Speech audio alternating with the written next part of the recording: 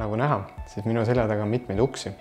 Järgnevas videos annamegi teile ülevaate, kuidas hooldada oma korteri uksi, lukke ja ka hingesid. Selleks oleme appi kutsunud meie hea koostööpartneri Lukuservise tehniku, kes räägib teile kohe kõigest juba täpsemalt.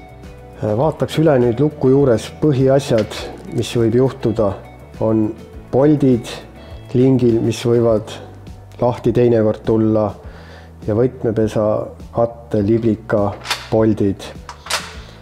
Need tuleks kergelt üle pingutada, mitte väga kõvasti, aga et nad ei oleks lahtised, et lingid ei loksuks, liblikas ei loksuks. Järgmine oleks õlitada liikuvad osad ära, lingi puksid, mõlemilt poolt liblika puks, kus võib olla ka soditolmu korjatud vahele, õlist puhtaks ja sellega oleks hooldus lingile tehtud. Võtmepesa hoolduseks oleks vaja ka natuke lukuõli võtmepesasse lasta, mis puhastab võtmepesa sisu, õlitada, mõned korrad võtit liigutada.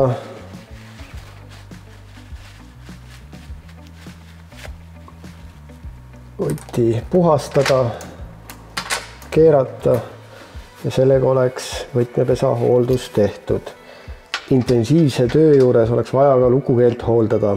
Kõigepealt peaks lukukeele ära puhastama, lukukeele rasva, määrida lukukeelt tagant ja kaldpinda. Sulgumisele annaks lukukeelele palju lihtsama liikumise.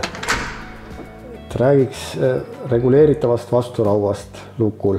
Vasturaud on lukul reguleeritav, mida on võimalik ukse lõtku ja tihendi pinget reguleerida, mis on ka tihendi suhtes helipidavamaks teeb ukse.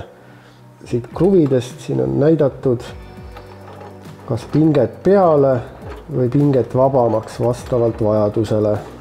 Uksele on kasutatud reguleeritavaid hingesid. Siit on võimalik reguleerida, nii et ukselehte tõsta või langetada. Selleks on siin üleval kattekruvi. Kui see eemaldada, seal sees on tihtpolt, millest keerates ühtepidi, teistpidi kas ukselehte tõsta või langetada. Nendest hingedest on võimalik ka ukse vahet reguleerida vasturaua suhtes, kas vahet väiksemaks või suuremaks. Ukse hingesid tuleks ka regulaarselt määrida, hooldada, et siit vahelt õli lasta. Kasutatakse eri tüüpi uksi ja lukke, mida hooldades peaks jälgima hooldusjuhendit.